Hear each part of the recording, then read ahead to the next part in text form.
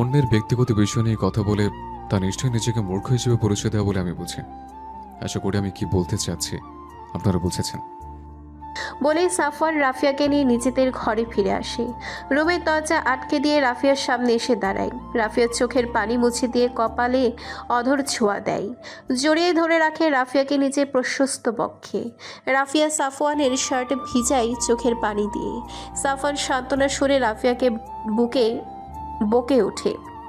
কাঁদবেন না রাফিয়া, এসব মানুষদের এসব নোংরা কথা শুনে কাঁদতে নেই। এদের মন মানসিকতাটাই খারাপ। অন্যকে মন্দ কথা শোনানো এদের অভ্যাস, তাই এসব লোকদের কথা শুনে কাঁদবেন না। রাফিয়ার কান্না থামার কোনো নাম নেই। এখন হেঁচকি তোলে কান্না করছে।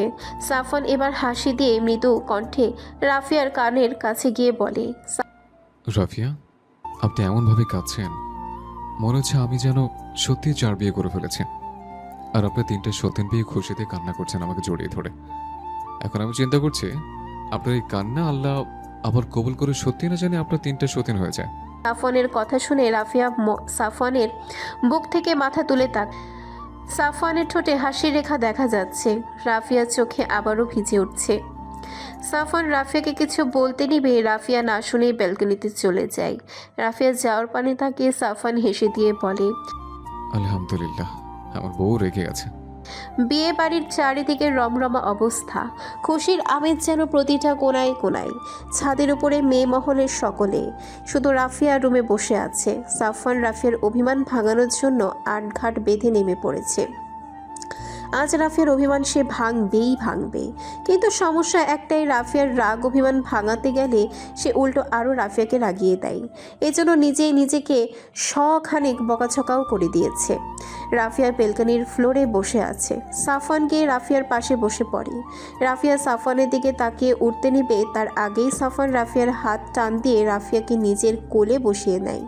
রাফিয়ার চোখ ছোট ছোট করে সাফওয়ানের দিকে তাকিয়ে কিছু বলতে যাবে, এর আগেই সাফওয়ান রাফিয়ার ঠোঁটের উপরে আঙ্গুল রেখে চুপ করতে বলে। রাফিয়াও চুপ করে যায়। সাফওয়ান রাফিয়াকে আরেকটু আবেশে জড়িয়ে নিয়ে বলে, রাগ করেছেন রাফিয়া? রাফিয়া কাট কাট গলায় উত্তর দেয়, না, রাগ করবো কেন আমি? অভিমান হয়েছে আমার উপর? সাফওয়ানের কথায় রাফিয়া কিয়ৎক্ষণ চুপ থাকে। মৌনতা কাটিয়ে রাফিয়া সাফওয়ানকে স্বগোক্তি করে বলে, না, আমার কারো উপর অভিমান হয়নি। সাফওয়ান রাফিয়ার কথা শুনে হেসে দেয়। রাফিয়ার কথায় স্পষ্ট অভিমানের আভাস পাচ্ছে সে।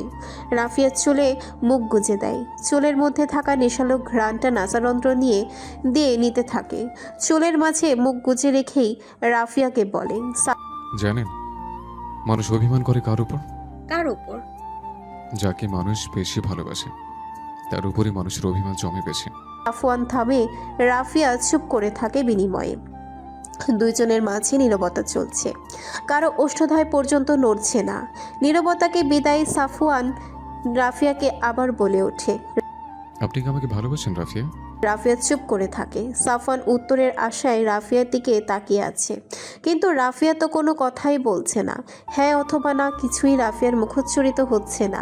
সাফওয়ান স্মিত হেসে রাফিয়াকে বলে, নীরবতাকে তো সম্মতির লক্ষণ হিসেবে ধরা হয়, তবে কি ধরে নিব আপনি আমাকে ভালোবাসেন রাফিয়া? সাফওয়ানের কথায় পৃষ্ঠে রাফিয়া কিছু বলার জন্য মুখ খুলছিল, ঠিক সেই মুহূর্তে বাহির থেকে দরজায় নক করে চম্পা রাফিয়াকে ডেকে উঠে বলে, ভাবি, ও ভাবি, ভাবি, আপনারে খালাম্মা ডাকতাছে। রাফিয়া সাফওয়ানের কোলের উপরে বসে থেকেই মৃদু চেঁচিয়ে বলে ওঠে। আসছি চম্পা, তুই যা। চম্পা আগের ন্যায় বাইরে থেকে কণ্ঠ আগে থেকে উঁচু করে বলে ওঠে, খালাম্মা বলছে আমার সাথে আপনারে নিয়ে যাইতে, তাড়াতাড়ি আসেন। রাফিয়া সাফওয়ানের কোল থেকে উঠতে নিলে সাফওয়ান রাফিয়ার কোমর আগে থেকেও জোরালোভাবে আঁকড়ে ধরে। রাফিয়া করুণ চেহারা নিয়ে সাফওয়ানের দিকে তাকায়। রাফিয়া পড়েছে দোটানায়। বাইরে থেকে চম্পা রাফিয়াকে ডেকে চলছে, আর এইদিকে সাফওয়ান তাকে কোলে বসিয়ে শক্ত করে ধরে রেখেছে। সাফওয়ানের কথা, রাফিয়াকে এখন যেতে দিবে না। আগে তাদের কথা বলা শেষ হোক, তারপরে যেতে দেওয়া হবে। বাইরে থেকে চম্পা আরেকবার গলা উঁচু করে ডাকতেই সাফওয়ান রাফিয়াকে ছেড়ে দেয়। রাফিয়াও ছাড়া পেয়ে চট করে উঠে দাঁড়ায়। ব্যালকনি থেকে রুমে এসে আয়নার সামনে দাঁড়িয়ে ভালো করে গায়ের মাথায় ওড়না টেনে নেয়। এই সময় পুরুষদের উপরে আসা নিষেধ, তাই আর হিজাব পরেনি। ওড়না দিয়েই ভালো করে পেঁচিয়ে নিয়েছে নিজেকে। সাফওয়ান গিয়ে দরজা খুলে দিতেই চম্পা সাফওয়ানের দিকে তাকিয়ে 32 পাটি দাঁত বের করে হেসে দেয়। মুহূর্তে সাফনের মেজাজ গরম হয়ে যায়। এমনিতেই তাদের একটু প্রাইভেট কথার মাঝে এই মেয়ে এসে ভাগড়া দিয়েছে, এখন আবার তার দিকে তাকে দ্যাত গেলিয়ে হাসছে। ইচ্ছে তো করছে দিই কয়েকটা। সাফন চম্পার দিকে তাকিয়ে রূঢ় কণ্ঠে ধমকে উঠে বলে, হাসি বন্ধ কর। 32টা দাঁত আমারও আছে, প্রতিদিন আয়নার সামনে দাঁড়িয়ে দেখি, তা একেবারে তোরই দাঁত দেখার কোনো ইচ্ছে নেই।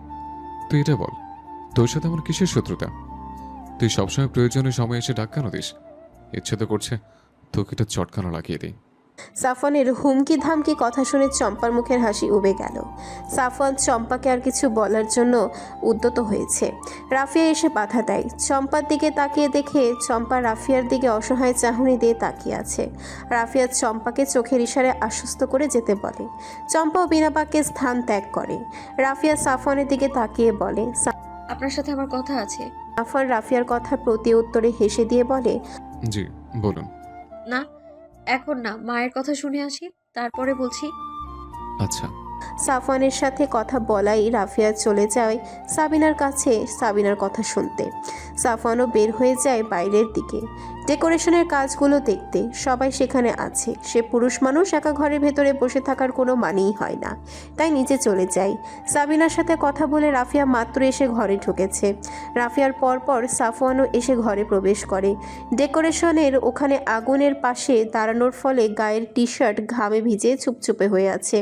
সাফওয়ান রাফিয়ার দিকে তাকিয়ে হেসে দিয়ে জামা কাপড় নিয়ে ওয়াশরুমে চলে যায় ফ্রেশ হতে।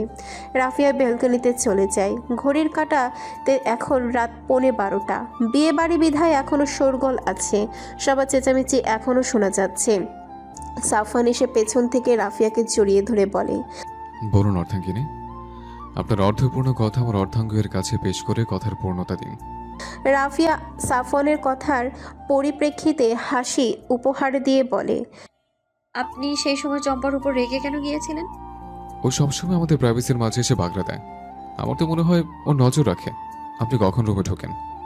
এসব মোটেও না, অনাকাঙ্ক্ষিতভাবে আমাদের কথা বলার সময় চলে আসে। আর আজকে তো ওকে মা পাঠিয়েছে, এতে তো ওর কোনো দোষ নেই। আপনার মেজাজ এত গরম থাকে কেন? ঠান্ডা মাথায় কথা বলবেন এবার থেকে সবার সাথে। আপনি জানেন হাদিস শরীফে বলা আছে যে অশ্লীল ভাষা ব্যবহারকারী ও উগ্র মেজাজি মানুষ জান্নাতে যাবে না।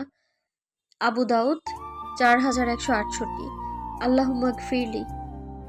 তাই আপনার কাছে আমার অনুরোধ, এবার থেকে মাথা ঠান্ডা রেখে সবার সাথে কথা বলবেন, এরকম উগ্র মেজাজের পরিবর্তন করবেন। কি বলেছি বুঝেছেন? সাফওয়ান কিছুক্ষণ চুপ থেকে বলে, জি আচ্ছা, বউয়ের কথা মনে থাকবে। আমি সিরিয়াস। আমি সম্পূর্ণ সিরিয়াস আমার বউয়ের কথায়। আপনার সাথে কথা বলাটাই বেকার। বলে রাফিয়া গিয়ে ব্যালকনির অন্য পাশে দাঁড়িয়ে বাইরের দিকে তাকিয়ে থাকে। মিটমিট করে তারারা জ্বলছে, চাঁদ নেই আজ আকাশে। রাফিয়া যখন মুগ্ধ দৃষ্টিতে আকাশের দিকে তাকিয়ে আছে, ঠিক তখন সাফওয়ান এসে রাফিয়াকে পেছন থেকে কোমরে ছড়িয়ে ধরে রাফিয়ার পিঠ ঠেকায় নিজের বক্ষে।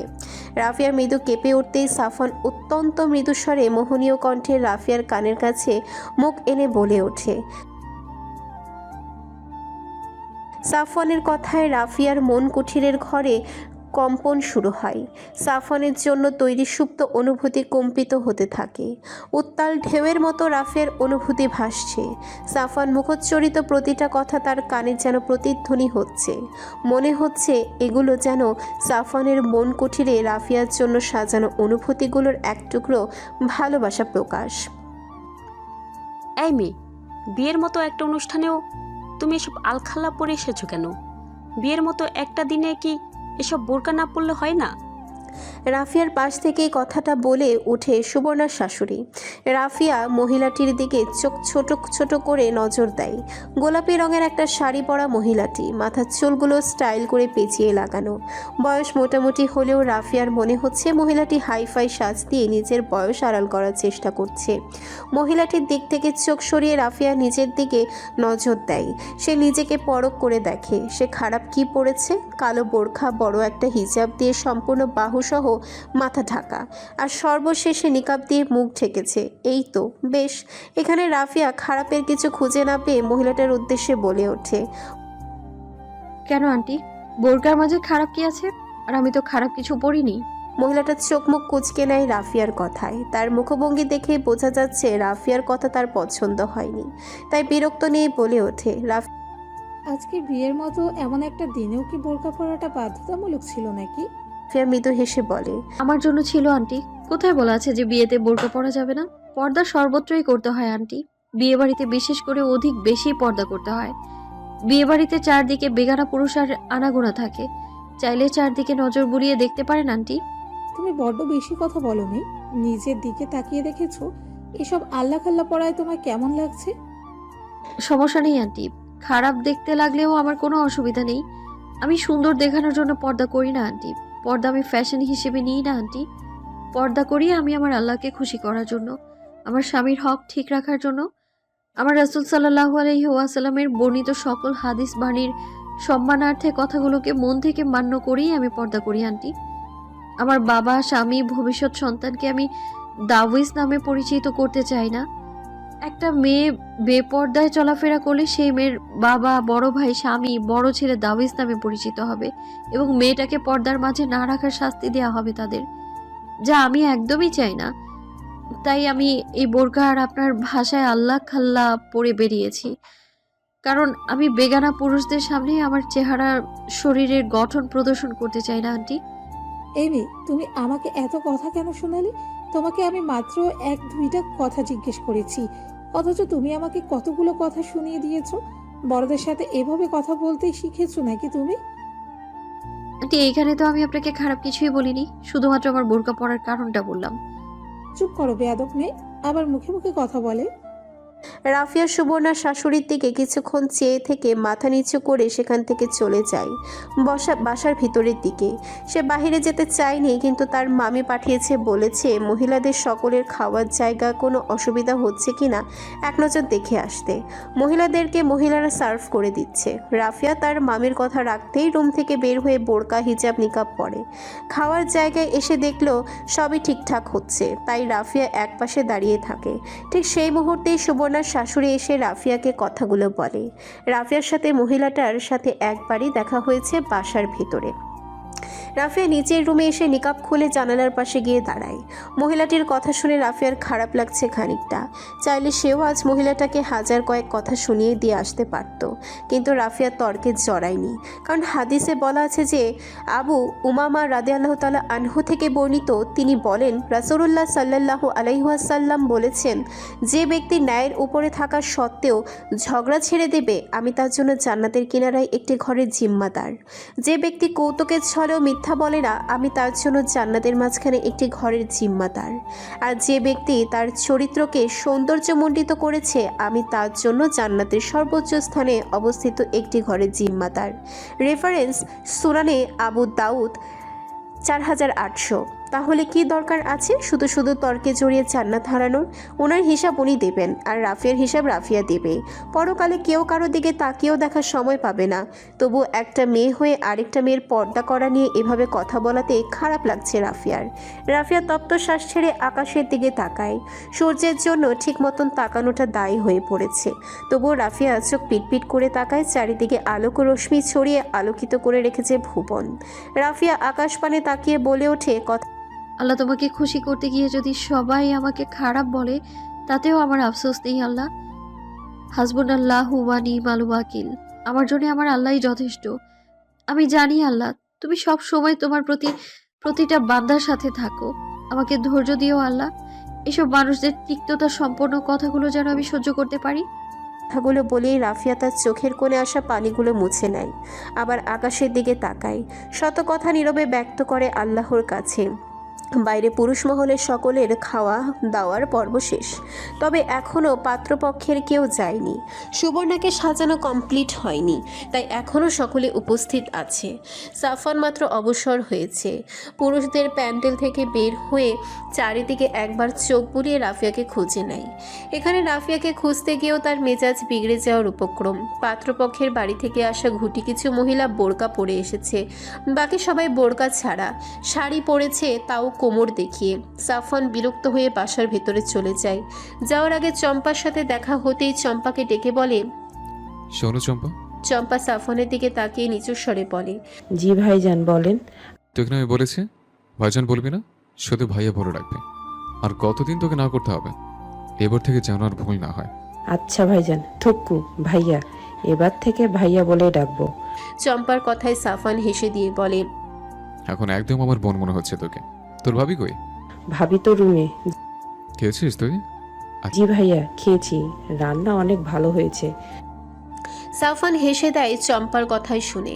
পর মুহূর্তে আবার বলে, আচ্ছা, যদি পারিস তাহলে 1 প্লেট ভাত আর সাথে কিছু নিয়ে আমার রুমের দিকে নিয়ে আয়। তোর ভাবি বোধহয় এখনো খায়নি। তুই গিয়ে মাকে বল, মা দিয়ে দিবে তোর হাতে। ভাবি তো এখনো খায়নি, কিন্তু ভাইয়া আপনি যদি পরে আবার বকেন আমাকে রুমের সামনে গেলে। বকবো না, তুই নিয়ে আয়, আমি যাচ্ছি। আচ্ছা। বলেই চম্পা চলে যায় সাবিনা আর রাফিয়ার মামির কাছে। সাফওয়ানও দৃষ্টি নিচের দিকে নত করে উপরে নিজেদের রুমে চলে যায়। চারিদিকে মহিলারা ঘুরছে। এই মুহূর্তে কারো দিকে দৃষ্টি ফেলাও ফিতনায় পড়ে যাওয়া। তাই সাফওয়ান কোনো দিকে না তাকিয়েই রুমে চলে যায়। জানালার গ্রিল ধরে হাজার ভাবনা ভেবে চলেছে রাফিয়া। ঠিক সেই মুহূর্তেই নিজের পেটের ওপরে কারো হাতের ছোঁয়া পেতেই মৃদু কেঁপে ওঠে। সাফওয়ান রাফিয়াকে নিচের দিকে ঘুরিয়ে নেয়। রাফিয়ার দিকে তাকিয়ে থাকে কিছুক্ষণ। সাফওয়ানকে নিচের দিকে এভাবে তাকিয়ে থাকতে রাফিয়া বলে ওঠে, কি দেখছেন এইভাবে? সাফওয়ান কিছু বলে না রাফিয়ার কথার পৃষ্ঠে। বিমোহিত দৃষ্টি পেলে তাকিয়ে থাকে রাফিয়ার দিকে। কতক্ষণ সময় গিয়েছে এভাবে তাকিয়ে থাকার মাঝে জানা নেই দুজনের কারোরই। হুট করে সাফওয়ান রাফিয়ার কপালে ভালোবাসার উষ্ণ পরশ দিয়ে রাফিয়াকে বলে ওঠে, চারদিকের এত নারী ফিতনার মাঝে তবু আমার মনে আমার স্ত্রীকে ভালোবাসার হাজারো স্বপ্ন সাজে। আলহামদুলিল্লাহ। সাফওয়ানের কথায় রাফিয়া মাথা নিচু করে হাসে। চম্পা এসে দরজা নক করতে সাফওয়ান গিয়ে দরজা খুলে খাবার নিয়ে আবার দরজা আটকে দেয়। রাফিয়া সাফওয়ানের দিকে তাকিয়ে থেকে বলে, খাবার কে এনে দিল? চম্পা, ওকে বলে এসেছিলাম খাবার দিয়ে যেতে। আমি বাড়ির মেয়েদের সাথে খেয়ে নিতাম, এখানে কেন আনতে গেলেন? সবাই কি ভাববে এখন? যে যা ইচ্ছে ভাবুক, তাতে আমার কি? মেয়েরা সুবর্ণাকে আটা মাথা লাগানো শেষ করেই খাবে। ততক্ষণ পর্যন্ত আপনি অপেক্ষা করবেন? নাকি খালি পেটে? মোটেও না। তার থেকে ভালো আমি এনে নিয়েছি। এখন বসুন, আমি খাইয়ে দিই আপনাকে। আমি বাচ্চা নাকি? আমি নিজ হাতে খেতে পারবো। জানি তো, কাটা হাতে ঠিকই খেতে পারবেন। মানে কিসের কাটা হাত? আমার থেকে লুকানোর চেষ্টা করবেন না রাফিয়া। সকালে আপনার মামি যখন আপনাকে ফলগুলো কাটতে দিয়ে গেছিল, তখনই ছুরিদার হাতের আঙুল কেটেছে। আমি ঠিক লক্ষ্য করেছি, তবে কাজ হাতে থাকে আসতে পারিনি। চম্পা যে আপনাকে ব্যান্ডেজ করে দিয়ে গিয়েছিল, ওগুলো আমি চম্পাকে দিয়ে পাঠিয়েছিলাম। আমি কাজের জন্য আসতে পারিনি বিধায়। রাফিয়া ধরা পড়ে গিয়ে আর কিছু বলেনি। সকালে যখন সবাই কাজে ব্যস্ত ছিল তখন না পেরে রাফিয়ার মামি তাকে ফল কেটে রাখতে বলেছিল, আর বেখেয়ালিভাবেই তখন হাত কেটে যায়। সে কাউকে জানায়নি, তবুও সাফওয়ানের চোখে তার আঘাতপ্রাপ্ত হাতটা এড়ায়নি। সাফওয়ান রাফিয়াকে খাইয়ে দিচ্ছে আর এটা সেটা নিয়ে টুকটাক কথা বলছে দুইজনের মাঝে। ঠিক সেই মুহূর্তে আবার দরজায় করাঘাত পড়ে। সাফওয়ান রাফিয়া একটু আড়ালে বসতেই বলে নিজেকে দরজা খোলে। দেখে তারই বয়সী একটা ছেলে দরজার বাইরে দাঁড়িয়ে তার দিকে তাকিয়ে হেসে আছে। সাফওয়ান ভ্রুকুটি কুঁচকে ছেলেটাকে বলে, কি চাই ভাইয়া? ছেলেটা আগের নাই হেসে বলে, একটু বিশ্রাম নিতে এসেছি ভাইয়া, যদি সরতেন তাহলে একটু রুমে ঢুকে বিশ্রাম নিতাম, বাকি রুমগুলো ব্লক হয়ে গেছে। সাফওয়ান প্রতি উত্তরে হেসে দিয়ে বলে, মাফ করবেন ভাইয়া, এ রুমে প্রবেশ নিষেধ। ছেলেটা প্রশ্নাত্মক দৃষ্টি নিয়ে ভ্রুকুচকে সাফওয়ানকে বলে, কেন? এ রুমে বাতাস কম আসে। সূর্য এই মুহূর্তে ঠিক এ রুমের ছাদের উপর কিরণ দিচ্ছে, যার ফলে এই রুমে এখন প্রচুর গরম।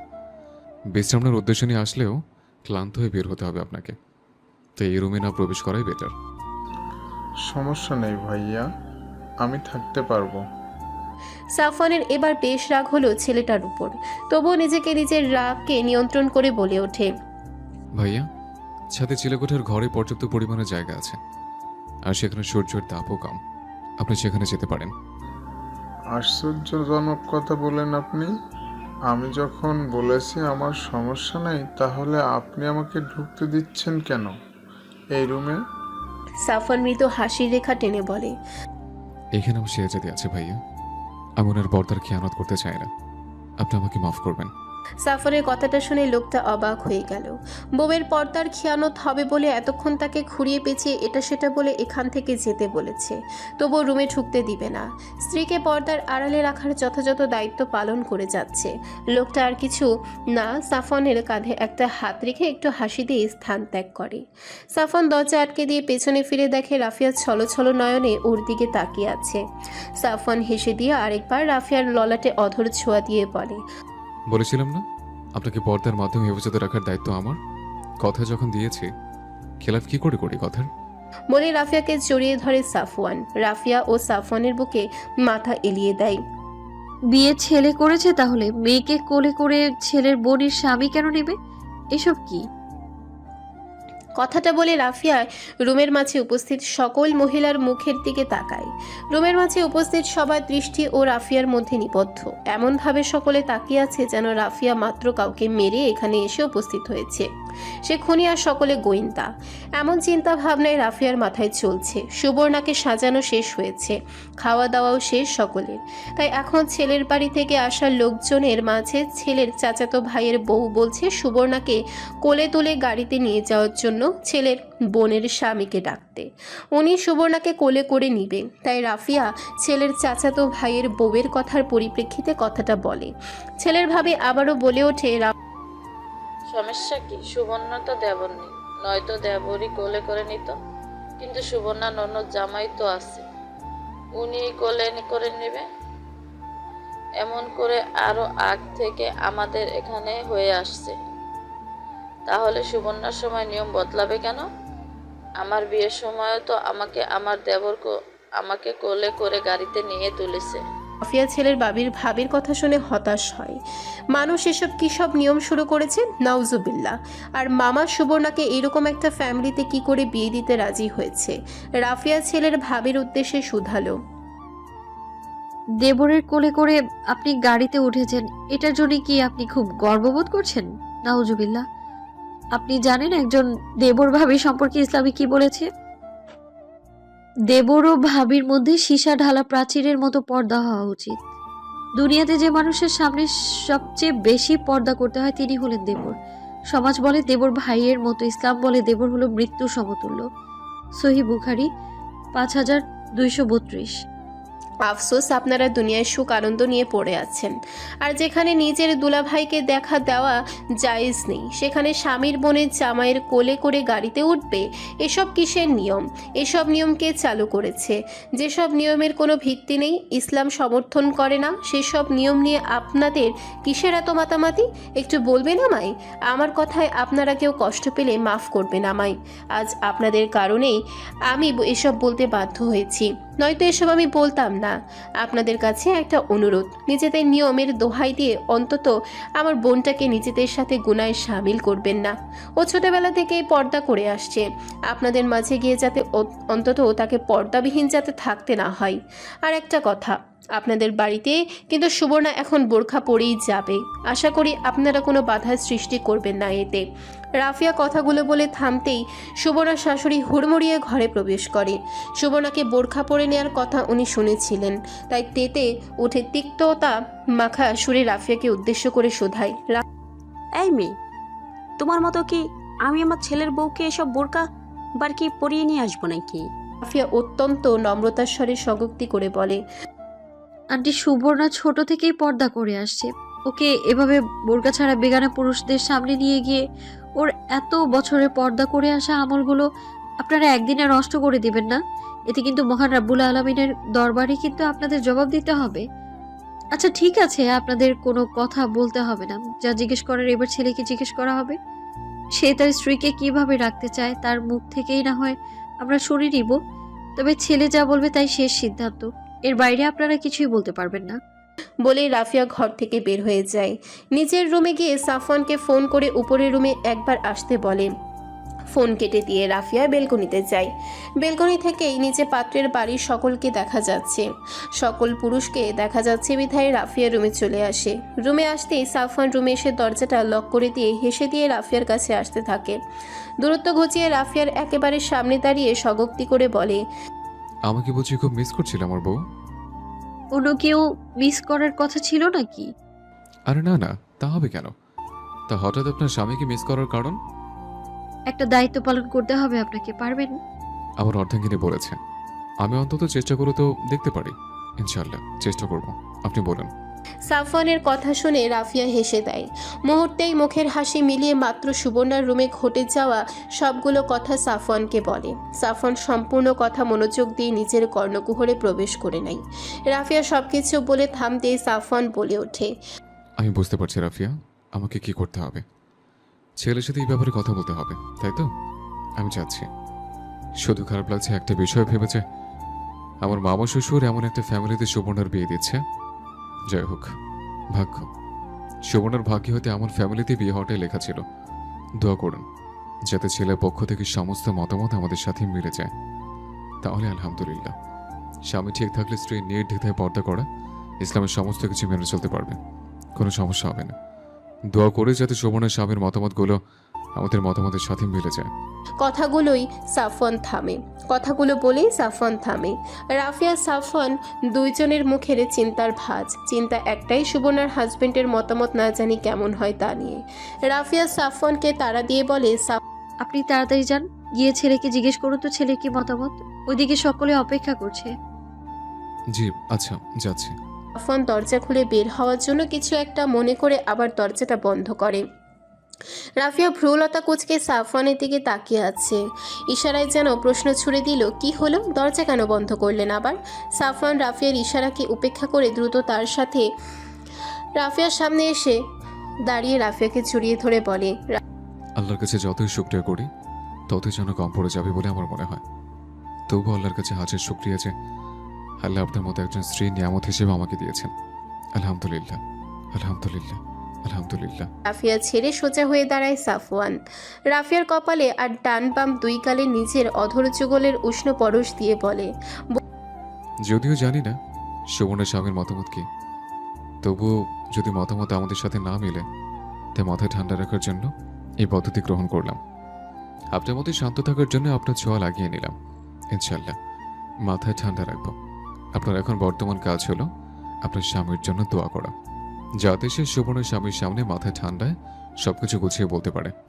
আর আমার কাজ, আমি যাতে আমার স্ত্রীর ছোঁয়া সাথে নিয়ে তার তো দায়িত্ব যথাযথভাবে পালন করতে পারি। আসছে কেমন? বলেই সাফওয়ান এবার দরজা খুলে বের হয়ে যায়। রাফিয়া মুচকি হেসে দেয় সাফওয়ানের বলা কথা আর কাজ পুনরায় ভেবে। লোকটার কথাগুলো শুনে মাঝে মাঝে তার বড্ড হাসি পায়।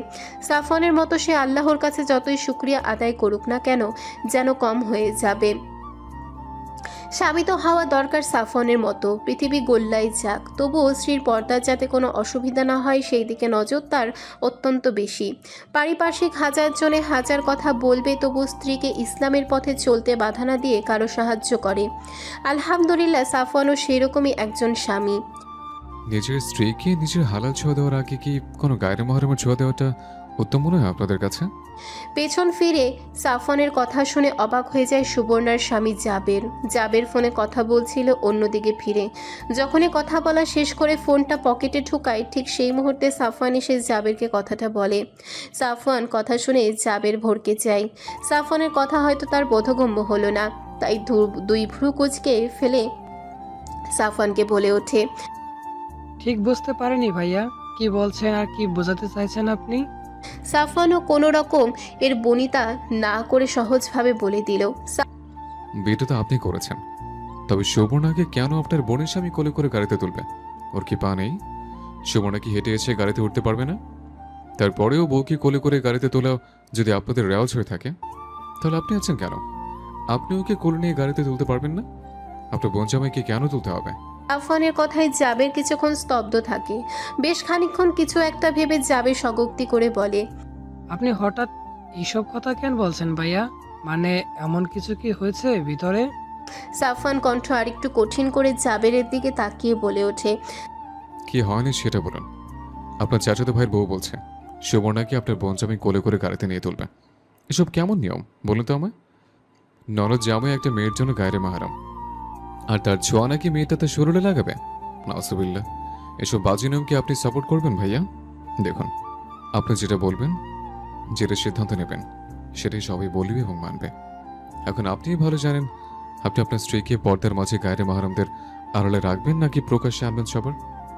তবে একটা কথা, সুবর্ণা যদি আজ তার এতদিন পর পর্দা থেকে বেরিয়ে আসে শুধুমাত্র আপনাদের বা আপনার জন্য, তবে হাসরের ময়দানে আপনাদেরকে এর জন্য কঠিন জবাবদিহি করতে হবে।